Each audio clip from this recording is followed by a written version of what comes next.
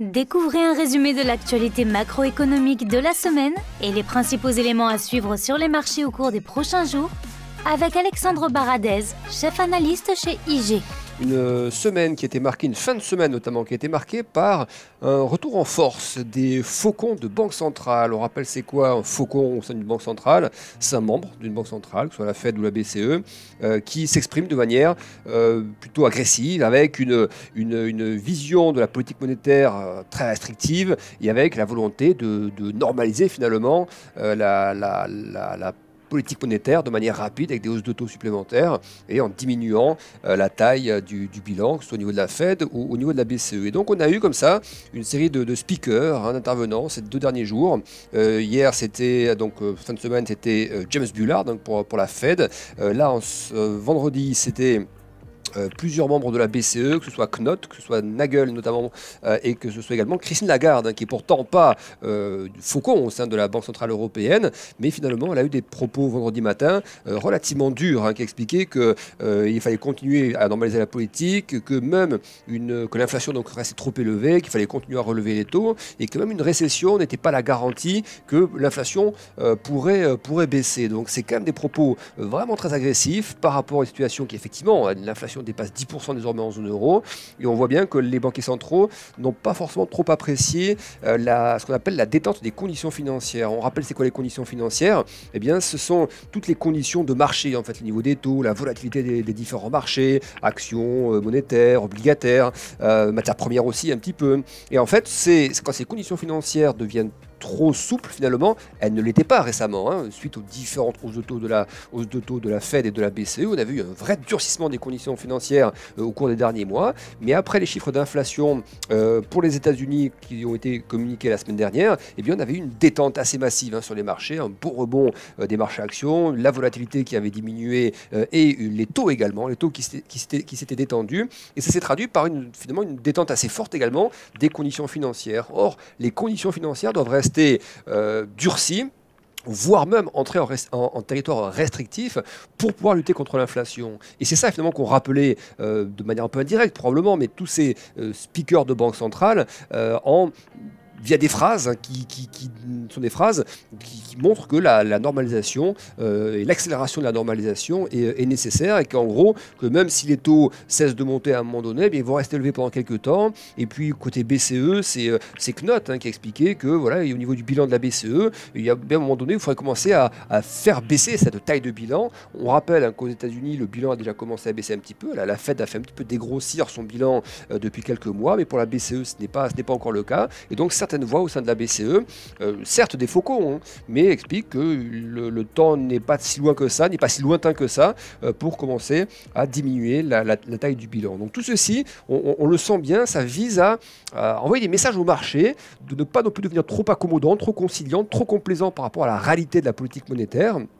Et donc, ça, pour l'instant, ça n'a pas eu beaucoup d'empreintes en fait sur les marchés actions, en tout cas au moment où on enregistre ce podcast. Là, il est vendredi, il est 16h, donc c'est relativement stable sur les marchés actions.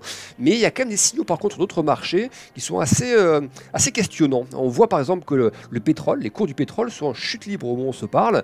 Très forte baisse des prix du pétrole, on est sur des plus bas de presque 2 mois par exemple pour le pétrole WTI. On rappelle que le pétrole WTI, donc le pétrole de brut américain, il cotait $94 au début du mois de novembre. Là, au moment où on se parle, il est à $77. C'est des baisses de plus de 15-16% en l'espace de quelques jours, alors qu'il n'y a pas eu d'annonce particulière, ni de la part des États-Unis, ni de la part de l'OPEP ou quoi que ce soit. C'est une baisse qui s'est accentuée, et effectivement, moi j'aurais plutôt tendance à relier cette baisse aux questions d'anticipation d'ordre économique. On sait que les actions de politique monétaire visent à freiner aussi la demande, visent à ralentir l'économie, parce que l'économie trop chaude et des prix qui montaient un petit peu trop. Et donc on a l'impression que les matières premières commencent là, notamment le pétrole, à ajuster un petit peu la cadence par rapport peut-être à des prévisions de rythme de croissance économique beaucoup plus faible dans les mois à venir. Et c'est la passerelle que je ferai effectivement entre cette chute des prix du pétrole et une vision macro mondiale plutôt ralentissante, encore plus donc dans les mois qui viennent. Et c'est vrai que pour étayer ça, on a quelques stats américaines qu'il faut regarder. On a eu cette semaine l'indice, ce qu'on appelle le Philly Fed Index, qui est un des indices d'activité mesurés par la Fed de Philadelphie et qui retrouve des niveaux qu'on n'avait pas vus depuis la crise Covid, par exemple, qui retrouve des niveaux au-delà de ça qu'on n'avait pas vu depuis la crise des subprimes, alors qui n'est pas aussi bas, qui n'est pas tombé sur les points bas de ces deux crises-là, mais qui retrouve des niveaux qu'on n'avait pas vus depuis ces deux crises en tout cas. Donc c'est quand même qu'il y a un vrai ralentissement. On a déjà parlé dans les précédents podcasts également de ce qu'on appelle les PMI, ces indices d'activité. Le PMI composite aux États-Unis, qui est un indice d'activité global, qui mesure l'activité service, manufacturière, etc. Il évolue sous 50 désormais aux États-Unis. Et ça, on sait que ce sont des indicateurs avancés. C'est-à-dire que ce que nous montrent les PMI notamment, généralement, ça apparaît dans les données macro avec un peu de retard. Des chiffres d'activité de vente ou autres qui ça n'apparaît que quelques mois plus tard. Et donc, j'ai l'impression que les matières premières sont en train de se replier assez vivement, là, notamment l'énergie par rapport à ça. Et donc, ça soulève la question également du rebond des marchés actions. On avait expliqué que le rebond des marchés actions qui avait débuté en octobre, c'est un rebond qui s'était fait sur quelques déclarations de membres de la Fed à ce moment-là, certaines colombes, comme Marie Daly par exemple, qui avait donné sa vision de la politique monétaire, expliquant qu'il ne fallait pas trop durcir non plus la politique monétaire, qu'il ne fallait pas qu'il y ait de durcissement excessif. Vous voyez, des petites phrases comme ça qui avaient commencé à plaire au marché.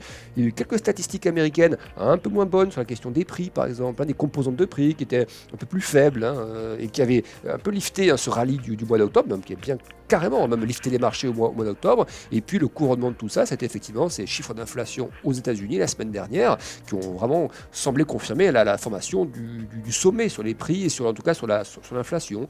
Donc énorme rallye, mais justement peut-être un peu trop important pour certains membres de la Fed qui ont durci le ton cette semaine, et certains membres de la BCE aussi qui ont durci le ton là en cette fin de semaine. Et donc attention au marché actions, il se pourrait qu'il y ait un peu de place pour de la consolidation, parce que si effectivement les matières premières commencent à lâcher un peu plus, alors c'est très bien que le pétrole baisse d'un point de vue de l'inflation, ça va accentuer le sentiment que l'inflation va effectivement ralentir encore plus aux États-Unis, et peut-être que ça y est, enfin, va toucher le plafond pour l'inflation en Europe, mais ça peut aussi dire des choses par rapport au rythme de la demande mondiale, au rythme d'activité, de l'activité et de la croissance mondiale. Et ça, normalement, les marchés actions, il est possible qu'ils commencent à s'intéresser un peu plus à ça, un peu, je ne dis pas qu'ils vont ne plus réagir aux données d'inflation si elles baissent encore, au contraire, ce sont plutôt des bonnes données, mais comme on a eu des rebonds de 10-15% sur les marchés actions en l'espace d'un mois et demi, justement sur des anticipations que l'inflation allait commencer à plafonner aux États-Unis, et certaines déclarations de banquiers centraux il y a quelques semaines, pas récemment, mais il y a quelques semaines, qui étaient un poil plus souples, eh bien, il est possible que maintenant le marché bascule un petit peu en mode observation de la macro mondiale, et peut-être qu'il commencera à mettre un petit prix là-dessus, non pas anticiper un effondrement complet, mais après un gros rebond, ce serait peut-être l'occasion pour les marchés actions, pour les investisseurs de consolider un petit peu leurs gains et de prendre un peu leurs gains aussi si on commençait à s'attacher un peu plus aux questions d'ordre macro, notamment. Et ça, on se verra donc des chiffres encore la semaine prochaine. Mais on voit ces chiffres macro qui ralentissent aux États-Unis. Sur l'immobilier, cette semaine, il y a eu des chiffres, permis de construire, mise en chantier, qui montrent que le ralentissement se poursuit. Tout ce qui est demande de crédit, qui ont beaucoup baissé, on voit que ça ralentit. Mais il y a quand même une donnée qui restait un peu costaud quand même, c'est la donnée des ventes au détail. On a eu un rebond assez fort là, en octobre pour les ventes au détail. Mais comme toujours, là c'est le chiffre d'octobre que nous avons eu pour les ventes au détail. Quand sera-t-il pour novembre, pour décembre? Donc voilà, les indicateurs avancés, c'est-à-dire ces indicateurs de sentiment, PMI, ISM ou autres, eux montrent une trajectoire économique américaine et mondiale, si on regarde les PMI mondiaux également, une activité qui est plutôt en train de ralentir que l'inverse. Donc voilà pour le gros thème de la semaine.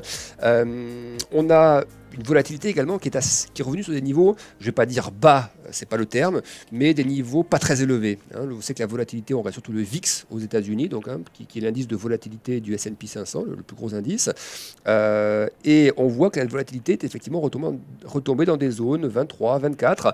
C'est des niveaux, si vous regardez en fait toute la construction de la volatilité cette année, eh bien on a une volatilité qui évolue un petit peu en biseau en fait. Ça, vous avez des sommets de volatilité tout au long de l'année, mais qui sont en train de décroître, et vous aviez aussi aussi des bases sur la volatilité, des points bas de volatilité, qui sont tous en alignement plutôt haussier. Et actuellement, on est en train de taper, donc ça forme une espèce de biseau en fait, dans la construction de la volatilité, et on est en train de taper actuellement le bas du biseau. Et ce qu'on disait tout à l'heure, si le VIX casse complètement par le bas et il retombe à 20, 18, 17, qui sont vraiment des niveaux de volatilité là, presque normaux, ça n'a pas dans le sens recherché par la Fed, ça ne va pas dans le sens de conditions financières qui se durcissent. Au contraire, ça veut dire que les conditions financières s'assouplissent encore. Et ça, c'est pas dans l'intérêt des membres de la Fed par rapport au niveau d'inflation qui persiste, et encore moins dans l'intérêt des membres de la BCE, où là en zone euro on n'a toujours pas vu donc ce pic d'inflation. On n'est peut-être pas très loin, on est peut-être déjà en train de le former, mais ça attend encore des confirmations. Donc pourquoi je dis ça? Parce que justement on voit que c'est quand les niveaux de volatilité redeviennent peut-être un peu trop bas par rapport à la réalité, et par rapport à ce que veulent les banquiers centraux dans leur pilotage de l'atterrissage de l'économie et de la lutte contre la hausse des prix. Eh bien peut-être qu'on est trop bas sur l'inflation, et que c'est pour ça qu'on a aussi ces déclarations on est trop bas sur la volatilité de plusieurs marchés, et c'est pour ça que certains banquiers centraux veulent peut-être un peu calmer ça et justement ramener un peu plus je dis pas de nervosité, parce qu'ils n'ont pas intérêt à ce que les marchés se crachent, c'est pas leur intérêt non plus du tout, mais voilà, il ne faut pas qu'on passe d'un excès à l'autre, un excès de pessimisme à un excès d'optimisme. Voilà, et c'est là que les banquiers centraux doivent remettre un petit peu la barre au centre, et je pense que c'est ce qu'ils ont fait en cette fin de semaine. Du côté de la Chine donc, qui continue d'annoncer des choses qui plaisent dans le type d'annonce. On rappelle que les indices chinois, on en parlait il y a quelques temps, ça y est, ça a commencé à rebondir de manière assez dynamique, des rebonds selon les marchés qui vont de 10 à 30%. 30 c'est plutôt pour la tech, 10-15 c'est plutôt pour les indices on va dire traditionnels, mais ça rebondit parce qu'il y a eu plusieurs bruits en provenance de Chine, un peu moins négatifs ces dernières semaines, ces derniers jours également. Là par exemple aujourd'hui, on a vu que la Banque centrale chinoise a indiqué qu'elle allait assouplir les conditions d'investissement sur le marché obligataire pour les investisseurs étrangers, notamment les investisseurs institutionnels. Donc ça s'est fait pour attirer un peu d'étrangers sur les capitaux, sur les marchés de capitaux chinois, parce qu'il y a eu beaucoup de sorties par rapport à tout ce qu'on avait déjà évoqué depuis 2021, l'aspect réglementaire qui s'était durci, puis les confinements, voilà, ça a vraiment fait fuir les investisseurs. Et là on voit que la Chine, après le congrès du parti, qui n'avait pas non plus beaucoup plu aux investisseurs. Là, on voit qu'elle essaie d'arrondir les angles, la Chine, sur plein de choses. La question sanitaire, c'est pas confirmé, il n'y a pas de mesures d'ampleur, mais on voit que ça débat de la possibilité d'assouplir les mesures. On voit donc maintenant ces déclarations de la Banque centrale chinoise. On sait que les fonds d'État chinois ou les banques chinoises, on leur a donné instruction aussi, les autorités leur ont donné instruction d'acheter un petit peu d'actions. Donc on a l'impression que la Chine veut limiter l'affaissement de ses marchés. Ça a plutôt bien réussi, on va dire, ces 2 dernières semaines. Voilà, donc, et on remarque aussi une petite chose, ça c'est important, c'est que les obligations d'entreprise à haut rendement chinoises, qui sont vraiment l'élément le plus risqué de la partie obligataire chinoise, et c'est un segment qui est beaucoup baissé sur fond de défiance économique et puis politique aussi, on a un rebond là depuis quelques jours qui s'est manifesté. Alors on part de très bas, et le rebond n'a pas une amplitude colossale, mais l'ampleur de ce rebond dépasse l'ampleur du dernier rebond qui avait échoué, si je ne me trompe pas, c'était en septembre ou octobre, il y a eu un petit rebond comme ça puis qui était retombé ensuite. Et bien là, on dépasse l'amplitude de ce rebond. Donc, est-ce que ça commence à changer un petit peu Et on voit que certaines banques américaines aussi commencent à changer un peu leur fusil d'épaule par rapport à la Chine. On commence à recommander un peu de revenir sur les marchés actions chinois. Il ne serait pas impossible que ça commence à partir un peu sur la Chine. Et que l'on ait aussi pour quelque temps peut-être des désynchronisations. On sait que les marchés, certains marchés en Europe ou aux États-Unis ont rebondi depuis déjà un peu plus de temps. Et comme les marchés chinois avaient baissé bien avant les marchés européens et américains dès 2021, alors que les États-Unis et l'Europe c'est plutôt depuis 2022, eh bien peut-être qu'il peut y avoir une petite divergence comme ça. Et on pourrait très bien avoir l'Asie qui tient pas trop mal, la Chine notamment, et puis l'Europe et les États-Unis qui entrent dans une phase un peu consolidante par rapport à tous ces éléments que l'on vient de décrire. Voilà pour le récap de cette semaine. Ce qui nous attend pour la semaine prochaine, des thèmes qu'on va vraiment surveiller. Donc, on parlait des speakers de banque centrale, tous ces membres de banque centrale qui s'expriment comme ça et que les marchés surveillent avec beaucoup d'attention. Ça va continuer lundi. Donc, lundi prochain avec Nagel, donc membre de la BCE, à classer dans la catégorie Faucon. On aura ensuite mardi beaucoup là aussi de speakers de la Fed cette fois-ci. James Bullard qui va s'exprimer, Esther George et Mester également qui va s'exprimer. Donc là aussi Mester et Bullard, plutôt des faucons qui vont s'exprimer pour la Fed encore la semaine prochaine, mardi. Donc on aura aussi des indices d'activité qu'on va surveiller de près pour les États-Unis parce que on remarque aux États-Unis, vous savez qu'il y a un indice qui s'appelle l'indice de surprise économique qui mesure donc les chiffres publiés par rapport au consensus des analystes et des économistes. Et on voit que cet indice de surprise économique évolue de manière plutôt latérale depuis quelques semaines, alors qu'il avait beaucoup progressé les mois précédents. Alors ça ne veut pas dire que les stats sont mauvaises du côté des États-Unis, mais ça veut dire qu'elles ne battent plus le consensus, c'est-à-dire qu'elles ne dépassent plus le consensus. Et est-ce que c'est une forme d'essoufflement, justement? Ça, c'est ce qu'on pourrait surveiller. Donc évidemment, on a vu cette semaine des stats assez moyennes du côté de l'activité aux États-Unis, donc on surveillera ça mardi prochain, un indice manufacturier de la fête de Richmond aux États-Unis. Côté Europe, on aura la confiance des consommateurs en zone euro, ce sera mardi. Mercredi, la belle journée, beau début de journée avec les PMI, ces fameux indicateurs avancés de l'économie pour la zone euro et pour les États-Unis également. Donc grosse journée par rapport à l'activité justement. On parlait beaucoup de macro ces derniers temps dans les podcasts parce qu'on pense, moi je pense que le marché va y reprêter une attention un peu plus forte désormais à la macro. Il y a eu un beau rebond, on a expliqué pourquoi, et désormais pour aller beaucoup plus haut, il va falloir que la macro soutienne quand même. Et c'est ce qu'on essaiera de voir la semaine prochaine. Est-ce que cette macro tient? Est-ce que les indices d'activité avancés, justement, ces enquêtes auprès des entreprises montrent que c'est résilient ou pas? Ce sera donc le résultat mercredi prochain le matin. On aura ensuite, mercredi toujours, les commandes de biens durables aux États-Unis, les minutes, donc le compte-rendu, la dernière réunion de la Fed, ce sera mercredi soir. C'est un compte-rendu, c'est pas la réunion, c'est le compte-rendu de cette réunion. Et puis, on aura également mercredi les ventes de logements neufs aux États-Unis. Jeudi, ce sera au tour de l'IFO, qui est donc le climat des affaires en Allemagne. Ce sera un jour férié aux États-Unis. Et puis vendredi, on aura la confiance des consommateurs en Allemagne. Encore merci de nous avoir écoutés. Bon trade et bon week-end avec IG.